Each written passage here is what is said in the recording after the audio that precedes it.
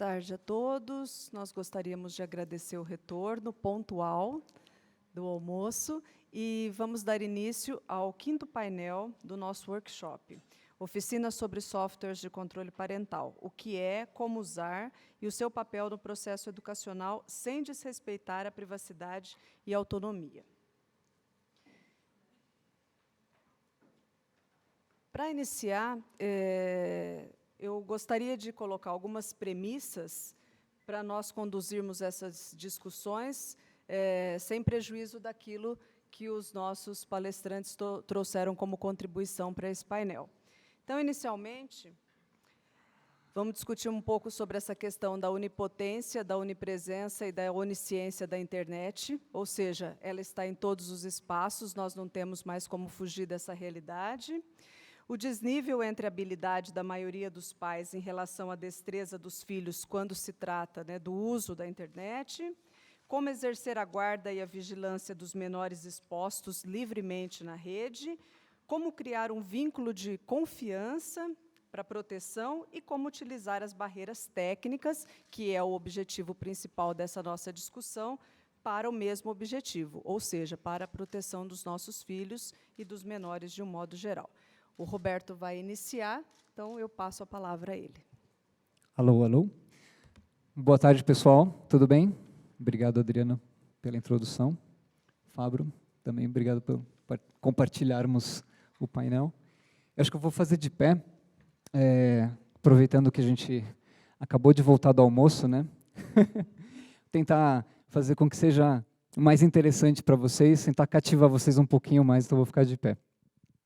Bom, como a Adriana já me apresentou, sou o Roberto, eu trabalho no Google, tem esse meu cargo aqui, nome comprido e tal, mas eu tenho outro emprego também, não sei se vocês sabiam, eu sou pai do Leonardo, ele tem só 7 meses, ele ainda é um menino completamente offline, ainda bem, né? Mas, obviamente, como pai, eu também começo a pensar todas essas questões estão muito relacionadas com o trabalho que eu tenho no Google, mas de uma outra perspectiva, acho que de uma perspectiva adicional, né? Enfim, então, começar a falar um pouquinho aqui para vocês. Opa, foi muito rápido. Eu acho que aqui ninguém discute o quanto que a tecnologia mudou e tem mudado e ainda vai mudar as relações, né? Acho que todo mundo, hoje, quando pensa, talvez a maioria de nós não sejamos nativos digitais, né? Mas hoje a gente usa a internet de uma forma muito ampla e vemos como a nossa vida mudou recentemente. Acho que principalmente quando a gente fala em tecnologia, obviamente estamos falando de internet, das plataformas sociais também, que elas, no final das contas, é uma promoção de mais contribuição, conhecimento, acesso a novas informações, é um novo jeito de se relacionar e de consumir informação. Obviamente, como a gente está falando aqui de crianças e adolescentes, é o foco do workshop. Eu acho que é como se fosse assim, vamos dizer, a internet é juntar a fome com a vontade de comer, né? As crianças são seres naturalmente curiosos e criativos. Então, quando elas se deparam com esse universo, né, quando elas têm a oportunidade de ver tudo que a internet oferece, elas querem usar tudo aquilo, elas querem consumir essas informações, elas querem aprender mais, elas querem conhecer um mundo novo. E aí que a gente começa a discutir as questões relacionadas aos riscos, né? Hoje nos painéis que antecederam a esse, a gente falou muito sobre riscos, o que é efetivamente um risco na internet. Então, o Google tem, enfim, assim como outros provedores do mercado, tem uma preocupação muito grande sobre qual é o nosso papel, né, e qual o papel dos pais nesse processo, dos pais e dos educadores. Eu estou rapidinho aqui, pronto. Então, o que eu queria dizer é o seguinte, óbvio, a internet é um universo de possibilidades muito bacana, só que a gente tem que se preocupar em como garantir que essa experiência, principalmente, né, para crianças e adolescentes, seja uma experiência segura e responsável. A gente acredita que uma experiência segura e responsável é fundamental para a gente, obviamente, não limitar o potencial positivo que a internet tem. E a gente acredita muito no papel que os pais educadores têm nesse processo, né? Então, a gente acha que a educação é fundamental. Eu vou falar um pouquinho sobre algumas coisas que o Google tem trabalhado nessa área, junto com educadores. Como a gente vai falar de controles parentais, eu vou focar muito mais, talvez, no papel dos pais aqui, com perdão que eu sei que muitos de vocês são educadores, mas também muitos de vocês são pais, então acho que não vai ser algo desperdiçado aqui. Mas o papel dos pais nesse processo, né? O que os pais podem fazer ou devem fazer, se é que devem, né, fazer alguma coisa, para poder garantir que os seus filhos tenham uma experiência positiva, rica e, ao máximo possível, livre de riscos na internet. O Google tem uma abordagem dividida mais ou menos em 3 pilares, que eu queria falar aqui para vocês. Primeiro, ferramentas, que eu acho que é o foco principal desse painel, ou seja, controles parentais. Então, que tipos de ferramentas o Google oferece nas suas plataformas e nos seus produtos para ajudar os pais a escolherem como eles preferem ou como eles querem garantir essa experiência positiva para os filhos. A gente vai falar um pouquinho também, mas bem rápido, sobre políticas, e no fim eu queria comentar um pouco sobre alguns dos programas que eu mencionei agora há pouco. Então, falando sobre ferramentas, que é o foco desse painel. As pessoas geralmente associam muito o Google à busca, né? A busca e à pesquisa. Acho que é talvez o nosso, vamos dizer, produto mais conhecido. Então, já falando um pouco da pesquisa, e eu vou falar aqui de algumas coisas que talvez muitos de vocês conheçam, talvez muitos de vocês não conheçam, e eu não me surpreenderia tanto se não conhecessem. Na própria busca, por exemplo, existe uma ferramenta que se chama Safe Search, que é algo bastante simples, na verdade é um filtro que ajuda a bloquear conteúdo inadequado ou conteúdo considerado explícito nos resultados da pesquisa.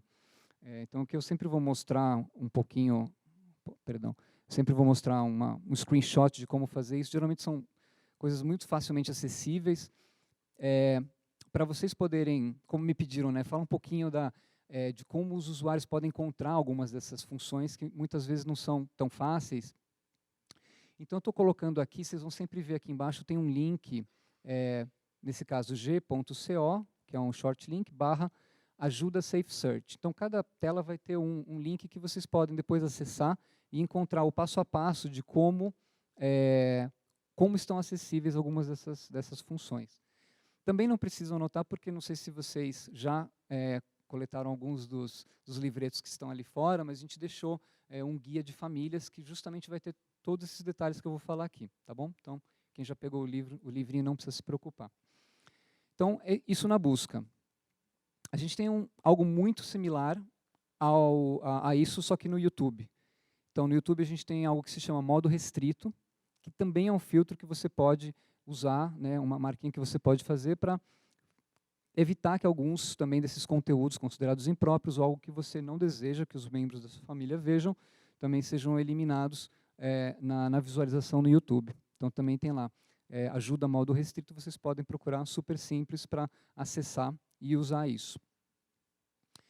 Já que eu estou falando de YouTube, quer dizer, eu acho que eu mudei a ordem, mas enfim, me confundi aqui, desculpa. Além do YouTube, a gente tem uma outra coisa que se chama controle dos pais no Google Play. Então, o Google Play, como vocês sabem, é a loja onde você consegue acessar, baixar, às vezes comprar alguns aplicativos, e hoje em dia a criançada acessa N aplicativos, enfim, eles adoram, que fazem de tudo, joguinhos e tudo mais. Você também pode fazer um controle parental dentro da loja do Google Play. Também você pode restringir o conteúdo que pode ser baixado ou comprado nos dispositivos Android. Então, também é outra forma muito simples de você cercear um pouco o que você quer que o seu filho tenha acesso ou não. No Google Chrome, que é o navegador, a gente tem o que se chama usuários supervisionados. Então, nessa ferramenta você também consegue criar alguns perfis, são chamados perfis supervisionados para os membros da sua família. Então, você cria um perfil para o seu filho, para ele poder usar o computador, o navegador Chrome, e você determina nesse perfil também o que você acha que é conveniente ou não que o seu filho acesse, né? Você pode fazer um controle sobre os sites que são acessados, permitir ou bloquear alguns sites, impedir instalação de aplicativos, enfim. Então, também é bastante simples e é mais uma ferramenta que você pode ter acesso. No Android, mesma lógica, você pode criar perfis restritos nos tablets, né? Ou seja, então, pensando não só no computador, mas nos tablets, que hoje em dia são super compartilhados entre família, né? Entre a família você também pode criar alguns perfis restritos para você selecionar aplicativos e alguns recursos mais. Por fim, era esse slide que eu queria falar lá um pouco atrás, não é uma ferramenta, mas é um aplicativo apartado do YouTube, que eu não sei quem de vocês conhece, ele é recente, então muita gente às vezes fala, olha, você já mostrou o YouTube Kids para o seu filho? Não, eu não conhecia. O YouTube Kids é um aplicativo bem bacana, porque na verdade o que ele faz? Ele ele extrai todos os vídeos que são, vamos dizer, kids friendly, né, do YouTube, e deixa disponível nesse aplicativo. Então é uma experiência muito mais segura para as crianças. Então, aqui é o link diretamente para vocês terem mais informações, mas é um aplicativo que vocês podem baixar no tablet ou no celular. E por fim, só para arrematar essa parte, não é também uma ferramenta em si, né, mas tudo isso que eu falei e mais uma série de outros recursos sobre segurança, a gente coloca dentro do que a gente chama de central de segurança.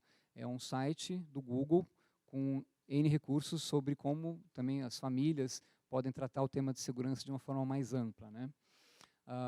Que é também g.co/central de segurança. Eu sugiro, assim que vocês tiverem um tempinho, deem uma olhada ali, tem umas coisas bem bacanas, tem algumas dicas legais também. Enfim, tudo isso para falar um pouco de ferramentas. No final das contas, a mensagem que eu queria falar nessa parte são possibilidades que cada uma das famílias e cada um dos pais tem para aplicar esse tipo de, entre aspas, controle da forma que acredita que é mais correta, né? A gente estava conversando aqui um pouquinho antes. No final das contas, isso faz parte de um processo de educação, assim como os pais também no mundo offline. E na minha época, minha mãe falava, olha, não fale com estranhos na rua. Hoje em dia é um pouco parecido, só que tem todo esse universo da internet, novas coisas, mas a essência é a mesma, e cada família vai ter uma filosofia, um jeito de tratar isso. Então, no fundo, o que a gente quer é prover ferramentas. Cada família vai poder usar isso da melhor forma e da forma que achar mais coerente para si própria.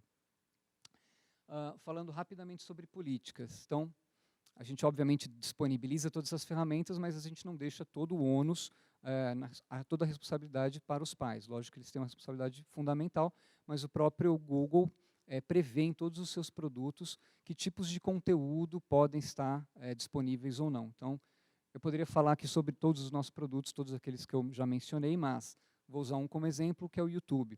Então, no YouTube, a gente restringe uma série de conteúdos, tudo aquilo que seja considerado conteúdo prejudicial, perigoso, violento ou gráfico, ameaças, riscos para crianças, conteúdo de apologia ao ódio. Então, todas essas coisas são restritas no Google, são proibidas. E, lógico, a gente está falando de, não sei se vocês sabiam, mas o YouTube tem o seguinte, são mais de 400 horas de vídeo que são subidas, né, são uploaded na plataforma a cada minuto. Então, é uma quantidade impressionante. Então, como a gente faz esse controle? É muito difícil fazer esse controle. Uma grande parte desse controle é feita de modo automático, automatizada. Nem todos os controles automáticos são 100% perfeitos, obviamente. Então, se existir algum conteúdo que for considerado também um conteúdo que viola as nossas políticas, a comunidade, ou seja, os usuários, ou seja, nós podemos flaguear ou reportar esse tipo de conteúdo. Então, no YouTube tem também a possibilidade de você denunciar um conteúdo específico, também dizer o porquê, né, que esse conteúdo está sendo denunciado. À medida que isso acontece, o nosso time dentro do Google vai avaliar esse conteúdo e vai verificar se de fato está violando as políticas ou não. Isso em questão de horas e é tomada uma decisão. Então, existem também esses controles adicionais para a gente garantir que o ambiente continue seguro e livre de riscos. E, por fim, queria falar um pouquinho de programas, né? Já que a gente mencionou educação muitas vezes, né? Eu falei essa palavra algumas vezes, eu acho que além de dar ferramentas, além de ter um conjunto de políticas muito rigoroso, acho que uma outra coisa muito importante que a gente faz, muitas vezes as pessoas também não sabem, é trabalhar com alguns educadores, com algumas entidades, para fazer programas em educação de segurança digital, com uma série de públicos, né? Principalmente com crianças. Então, a gente tem um dos projetos que a gente tem, se chama Expedição Google de Segurança na Internet, que a gente faz pelo Brasil todo, enfim, Brasília, Porto Velho, Vitória, Fortaleza, já em diversas cidades receberam esse projeto. A gente vai em escolas públicas para falar sobre segurança digital e também sobre cidadania digital, que são dois assuntos que são muito correlacionados. Então, algumas das dicas que a gente fala, por exemplo, esse eu acho que é o slide final, né, para resumir tudo aquilo que a gente fala com as crianças. Pense bem sempre antes de compartilhar, proteja suas coisas na rede, configure suas contas e páginas, evite golpes e fala sobre cidadania digital também, seja legal na internet. Então, não só educar os pais e dar ferramentas para os pais, mas, obviamente, falar com as crianças que estão na idade de se aventurar pela internet e também conscientizá-las de muitas coisas que podem ser feitas para evitar riscos, para evitar que você tenha uma situação desagradável, e o quão importante é fazer isso, não só para hoje, mas também para o futuro, né? E é super legal, a gente tem um ótimo retorno desse tipo de programa. Agora eu fui até demais. Um outro que é um programa parecido em termos de conteúdo, se chama Geração Digital. A diferença é que a gente, ao invés de ir nas escolas, algumas delas vêm até o Google, alguns alunos vêm até o Google, e mais do que falar sobre o tema, a gente estimula com que as crianças sejam multiplicadoras desse assunto nas suas comunidades. Por isso que a gente chama geração digital, é como se fossem embaixadores, mini embaixadores digitais também, porque a gente estimula as crianças a fazerem algumas campanhas sobre esses temas todos, ou nas suas escolas, ou nos seus bairros, onde elas puderem ter algum tipo de impacto. E, por fim, algo que eu acho muito legal também, como o Google, o YouTube tem um alcance poderoso, hoje a gente está falando demais sobre as celebridades, então, como a gente pode usar as celebridades do YouTube, por exemplo, para terem um impacto positivo nesse assunto? Então, a gente tem alguns programas que são parcerias com youtubers selecionados, para poder usá-los no bom sentido, para que eles também falem sobre o tema de segurança digital para os seus seguidores. Então, a gente fez alguns trabalhos super legais, um com a Vila Sésamo, outro também com a Flávia Kalina, não sei se vocês conhecem, mas ela é uma das youtubers mais conhecidas no que se refere a falar sobre temas de família, crianças. Então, a gente aproveita algumas datas comemorativas, Dia das Crianças, Volta às Aulas, Dia das Mães, o Dia de Combate ao Bullying, para falar sobre alguns desses assuntos que estão quentes por aí, e para também atingir esse público, né? As crianças, adolescentes, muitas vezes prestam muita atenção nos youtubers, às vezes mais do que deviam, né?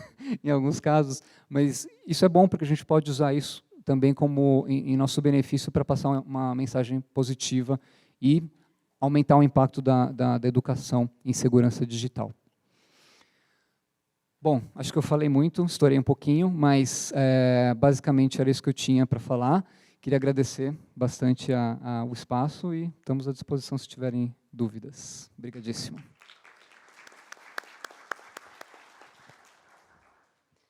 Muito obrigada, Roberto. Passo a palavra ao Fabro, do ITS Rio.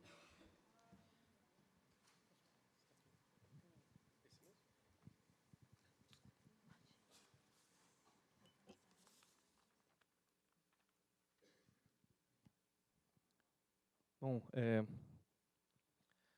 olá a todos, meu nome é Fabro, só tem eu, porque minha mãe me deu esse nome, então meu e-mail é ofabro@itsrio.org. Eu sou o diretor executivo do Instituto de Tecnologia e Sociedade do Rio de Janeiro. Nós ficamos no Rio de Janeiro, trabalhamos com vários assuntos, e em uma das minhas atividades passadas eu me tornei um especialista em classificação indicativa. Então, de alguma forma, na minha fala, eu vou falar sobre isso, vou fazer um paralelo entre isso e o controle parental, e, ao final, eu vou lembrar que o controle de conteúdo cabe aos pais, e não tanto aos intermediários, embora os intermediários, sejam eles aplicativos, extensões, plataformas, aplicativos, sistemas operacionais, facilitam esse trabalho. Então, me passaram o desafio de dar meio que uma oficina, existem zilhões de cliques para vocês fazerem, então, vou mostrar uma tela, mas com certeza você não vai ser aqui apto a clicar e botar o seu controle parental. Entretanto, eu faço o seguinte desafio para vocês. Instalem tudo com vocês e usem como se vocês fossem a criança. E aí vocês vão ter uma ideia de qual sistema funciona melhor ou não, porque você não tem uma busca de criança, use como criança e acho que é a melhor dica que eu posso dar. Bom, eu não tenho filhos, mas eu fui um filho, provavelmente problema com a internet.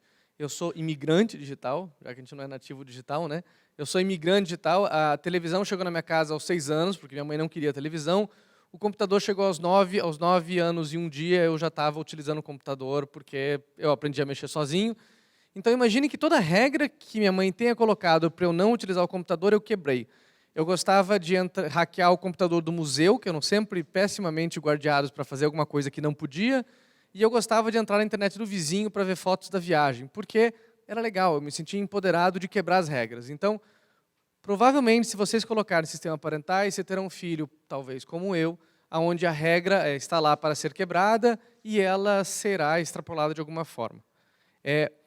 Mas talvez o que fique mais evidente nisso é que o pai tem um papel central na educação dos filhos, e aí vem o termo classificação indicativa.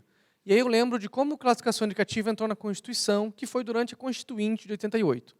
Havia no país uma figura que chamava censura, onde a censura dava a alguém do governo o poder de dizer sim ou não. E aí, claro que a censura na Constituinte é tido como algo horroroso, vai ser banido, e o mesmo departamento que praticava a censura passa a praticar classificação indicativa. A classificação indicativa tem a ideia de que o conteúdo ele deve ter uma indicação sobre o que está lá dentro, para aquele que for responsável, no caso de crianças e adolescentes, pais e responsáveis, possam tomar uma atitude sobre aquilo. Então, a classificação indicativa, que vem de 88, e hoje é uma política bastante difundida, ela ensina um pouco o que deveria ser esse controle parental. A classificação indicativa não se aplica à internet, então, claro que a política correta não é essa. Entretanto, o Marco Civil da Internet deixa bem claro no artigo 29 de que alguma forma de classificação indicativa tem que existir, né? O usuário, aqui entende-se o usuário, o pai e o responsável, terá a opção de livre escolha na utilização de programa de computador, leia-se programa, qualquer tipo de software, qualquer tipo de utensílio que possa fazer isso daqui funcionar, em seu terminal, para exercício do controle parental de conteúdo, entendido por ele como impróprio a seus filhos menores, desde que respeitados os princípios, né, ECA e outras coisas. Então, o controle parental ele serve para que o pai tenha autonomia para tomar decisão, mas essa autonomia ela tem que ser intermediada, ele tem que ter uma facilitação. Aí a ideia do controle parental. Tem 4 formas principais de você fazer o controle parental, né, no sistema operacional, Windows, Mac, Linux, no navegador, Chrome, Firefox, na loja de aplicativos, Google Play, Apple Store, e também no provedor de aplicação, YouTube, Netflix e tantos outros que estão aí. Então, existem várias camadas onde você pode instalar esses sistemas e todos eles vão fazer exatamente a mesma coisa. Tomar uma pré-decisão por você para dizer uma indicação se aquele conteúdo é ou não indicado. Na televisão, o controle da classificação indicativa ele serve por faixa de horário, porque entende-se que o mesmo conteúdo da antena vai para todo mundo, portanto, não há como você restringir. Se você tem TV a cabo, você já tem provavelmente um código que você pode colocar e limitar. Se você tem PlayStation, você tem um código. Então, dependendo da tecnologia, o controle parental vai ser diferente. Na internet, entende-se que você tem que colocar pelo menos um controle parental nessas 4 instâncias para ser eficiente. Talvez um só seja, mas se colocar nos 4, você tem vantagem. O sistema operacional, por exemplo, quando você tem o login, o Windows, o Mac e tantos outros, tem a opção de você dizer que aquele login é de um menor de idade. E aí ele permite que o próprio sistema bloqueie ele de fazer algumas coisas, que vão desde conteúdo à instalação de aplicativos e outras coisas, geralmente é configurado. Primeiro lugar para mexer é no Windows, no Mac, na conta, criando uma conta para o filho e para a filha que possa fazer isso aqui ser permitido.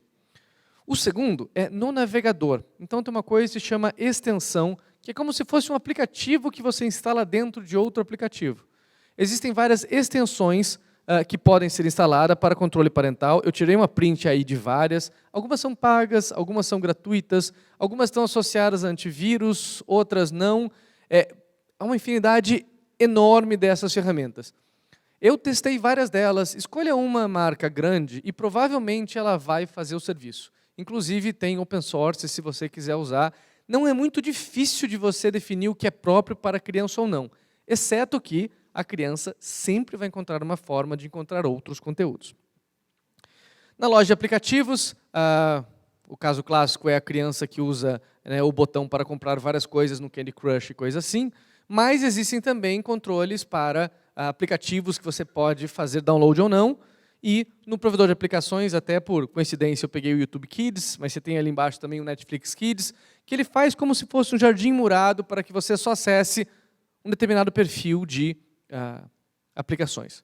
O que todas essas soluções fazem em comum é que elas utilizam um algoritmo para dizer se aquele conteúdo é apropriado ou não. E como todo algoritmo, existem pelo menos 2 problemas evidentes. O primeiro é que a gente não consegue explicar exatamente como um algoritmo funciona.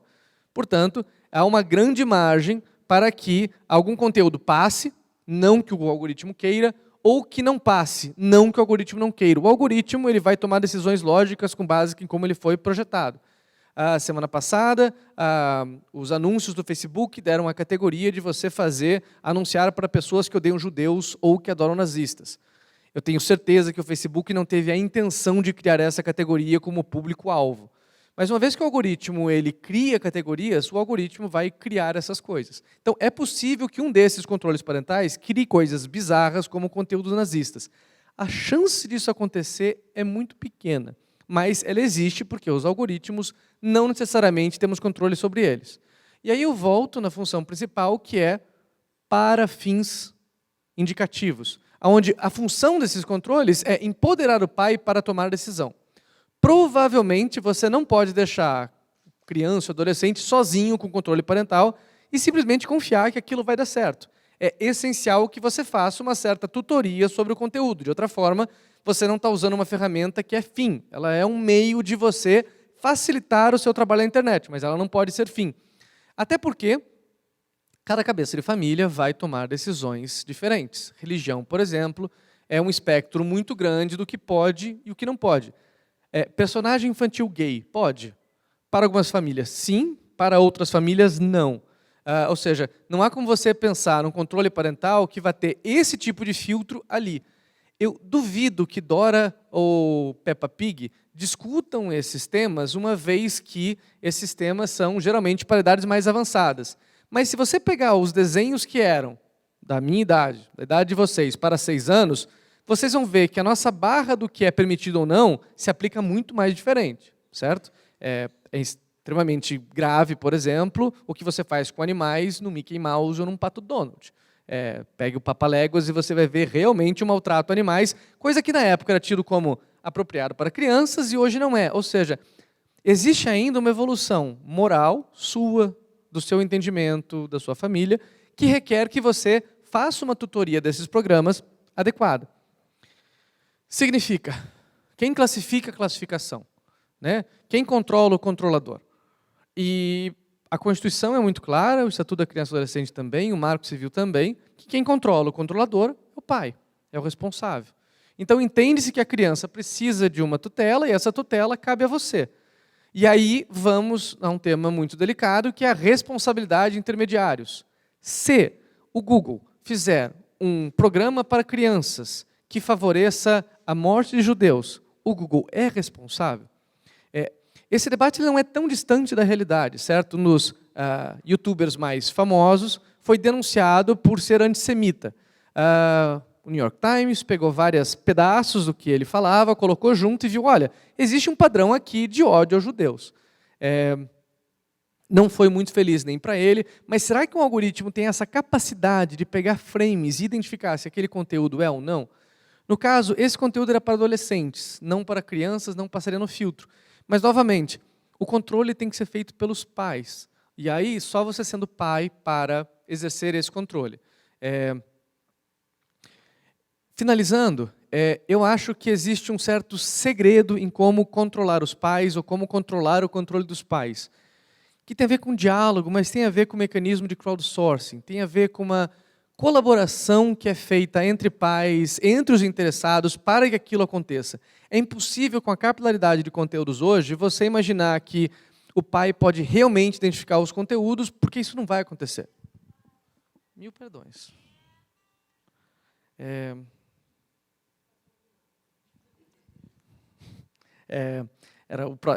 Enfim, desculpa. Este daqui é um sistema muito interessante que classifica games. Então, havia um problema muito grande no mundo, que era, como é que eu defino classificação de games? Eu participei de certa parte desse processo. Na Alemanha, você não pode fazer nenhuma menção a nazistas. Eu não sei se vocês lembram, da minha geração, tinha o Wolfenstein 3D, que era justamente um game de atirar, que se passava num sistema nazista. No Brasil, você tem outras regras, nos Estados Unidos outras, e por aí vai. Então, cada país tem as suas regras, o que pode e o que não pode. Esse sistema, né, o International Age Rating Coalition, o IARC, é uma dessas plataformas que se dedicou a fazer uma análise lógica de o que pode em cada país, e uma vez que você cria um aplicativo, você diz tudo o que ele tem, e você ganha uma classificação para todos os países do que pode e o que não pode. Então, na verdade, quando você está no Google, na Apple Store, no Windows, aonde você estiver, existe um algoritmo lendo coisas. E uma das formas inteligentes de fazer isso é, por exemplo, fazendo IARC. É você colocando a indústria, o setor privado, com o governo, para que essa classificação indicativa de um país seja utilizada para todos. Isso reduz custo, o que aumenta a eficiência do sistema. Outro caso que nós temos aqui de experiência é a classificação indicativa feita pelo Ministério da Justiça, que define que os critérios têm que ser, 1, objetivos, e 2, democráticos. E quando ele põe democráticos, ele está entendendo de que tem que haver uma participação da sociedade civil. Eles já fizeram oficina para pais serem classificadores, ele já fez grupos para que a sociedade civil seja classificador, e de alguma forma, no exemplo do Google que a gente viu, ou Facebook ou tantos outros, que você tem o botão de denunciar este conteúdo, de alguma forma, ao ver um conteúdo que não é apropriado para crianças, você está ajudando o sistema a saber um pouco melhor o que é aquele conteúdo e se ele é adequado para a criança ou não. Eu espero que eu tenha deixado claro que o controle parental é algo simples de ser feito, certo? É muito user-friendly. A usabilidade dos sistemas é simples. E provavelmente um pai descobre um Netflix para crianças, o Netflix Kids, muito mais rápido do que uma palestra minha ensinando como fazer. Então existem várias ferramentas. Mas eu espero deixar claro também de que o controle parental ele é uma atividade ativa. Ele não é uma atividade passiva. Ele requer do pai responsável que tenha um controle sobre que ferramenta utilizar, que conteúdo está passando e que, se possível, ainda colabore com os outros pais ou responsáveis, dando, quando o conteúdo for inapropriado, um flag, dizendo que aquele conteúdo não é indicado, participando de atividades como da classificação indicativa ou das iniciativas e, principalmente, levando para os grupos de discussão. O WhatsApp está ótimo. Que seja um grupo de discussão onde você possa discutir conteúdos para saber se Peppa Pig, para os seus critérios, deveria passar ou não no YouTube Kids. E aí cabe a cada pai, a cada família, tomar uma decisão. Algumas serão mais resistentes a Peppa Pig, a outras menos. Algumas serão mais resistentes ao beijo gay com o Pato Donald, algumas mais permissíveis. E aí cabe a cada família tomar, com a ajuda dos controles parentais, a decisão que lhe cabe. Obrigado.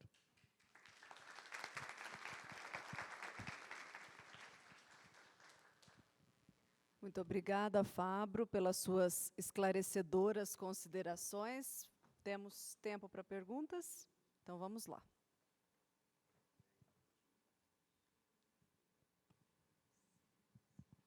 Perguntas, considerações, cases.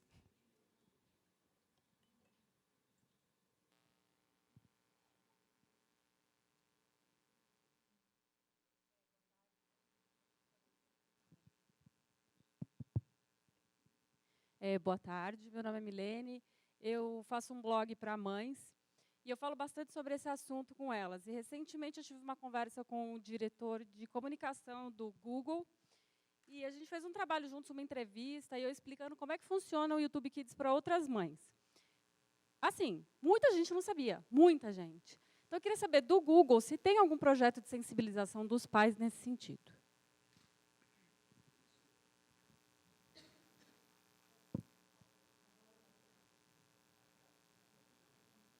Agora tá ligado. Tecnologia é muito difícil aqui, gente.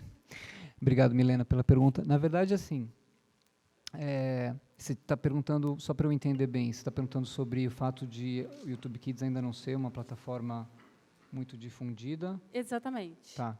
pessoal não conhece, até mesmo a questão do modo restrito no YouTube, as mães, assim, mães, pais, os responsáveis no geral, eles não têm muito conhecimento dessa ferramenta.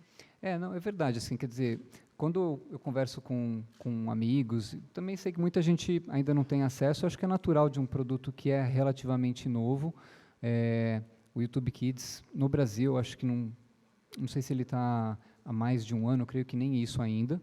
Então, é natural, quer dizer, é um produto, um aplicativo que, à medida que você vai introduzindo, as pessoas vão usando, vão gostando, vão falando umas com as outras. Lógico que o Google também tem as suas ações de promover. O fato de eu estar aqui falando sobre o aplicativo é uma parte desse processo também.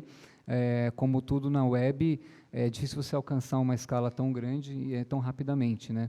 Mas a gente tem sentido que mais e mais pessoas têm utilizado e fico feliz que você esteja também trabalhando com o Google de alguma forma e ajudando a sensibilizar. Acho que parte desse processo de fazer mais pessoas conhecerem é da própria comunidade também, né? De você ter contato com a ferramenta, compartilhar um pouco da tua experiência com ela. A gente acha que isso muitas vezes acaba sendo até mais eficaz do que a própria empresa, muitas vezes falando sobre o próprio produto. Queria fazer um comentário, uma pergunta. Uma vez estava acompanhando um trabalho de escola em que as crianças estavam classificando os jogos violentos entre positivos, neutros e negativos. Eu falei, nossa, mas o que é isso, né? Como é que um jogo pode ser violento e ser neutro, ser violento e ser positivo? Aí eu tentei entender um pouco. É positivo quando mata zumbi. Matar zumbi pode.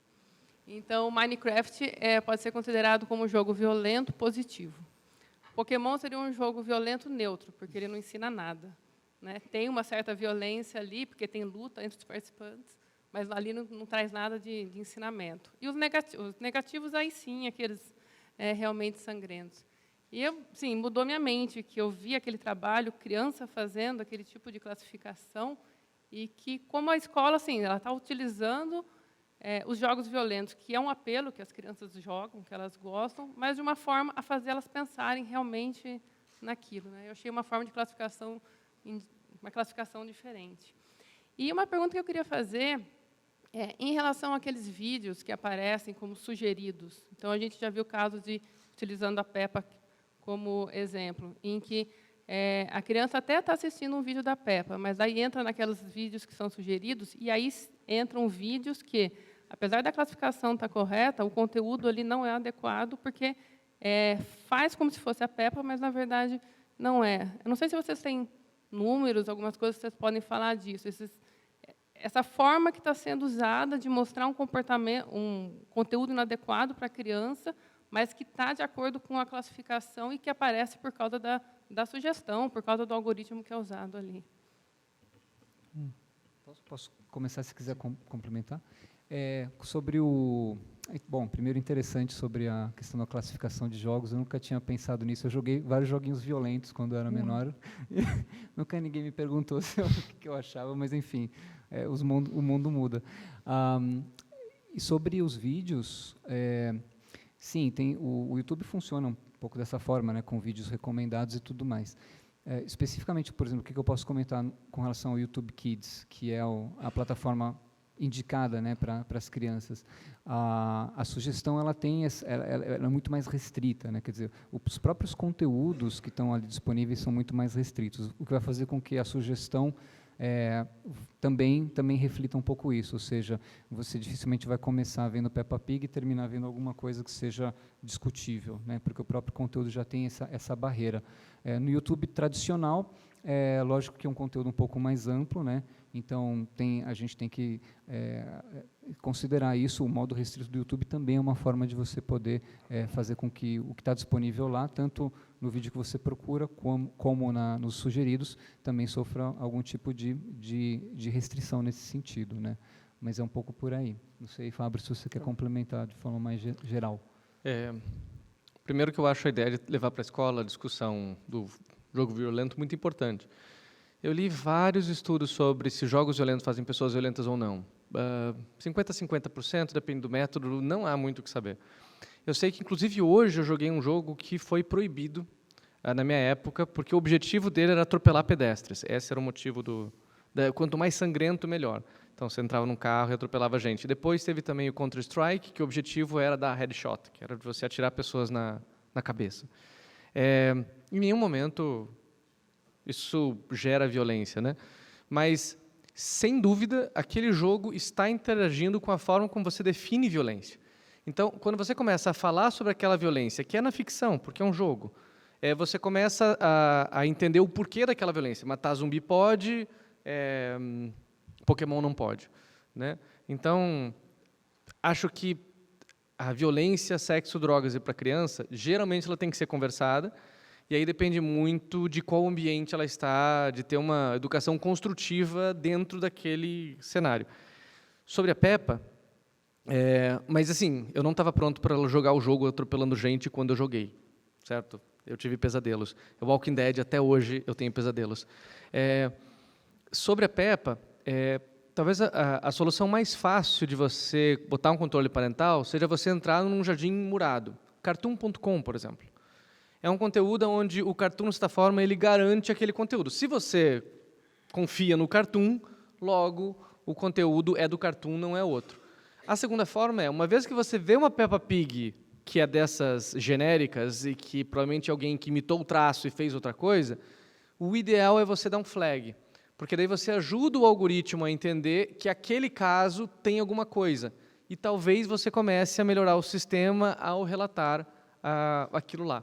Eu acho que é o que se pode fazer, ou entrar no jardim morado, ou denunciar e esperar que o sistema como um todo melhore.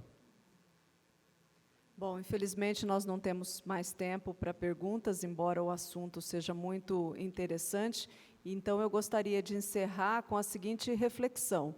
Considerando a natureza curiosa do ser humano, não só hoje, como sempre, eu acho que nenhum software de controle parental substitui um valor muito antigo, né, que sempre funcionou e continua funcionando nas famílias, que é o da confiança e o do vínculo da afetividade. Então, os nossos filhos, os nossos sobrinhos, os filhos dos nossos amigos, assim como nós fomos e continuamos sendo, sempre vão querer burlar, sempre vão ser curiosos, sempre vão querer ter acesso àquilo que não pode, porque isso é da nossa natureza. O que faz a diferença é o momento em que isso acontece e o repertório que essas pessoas têm para avaliar esses conteúdos. E ninguém melhor para fornecer esse repertório e esse modelo do que os pais, né? As crianças, salvo raríssimas exceções,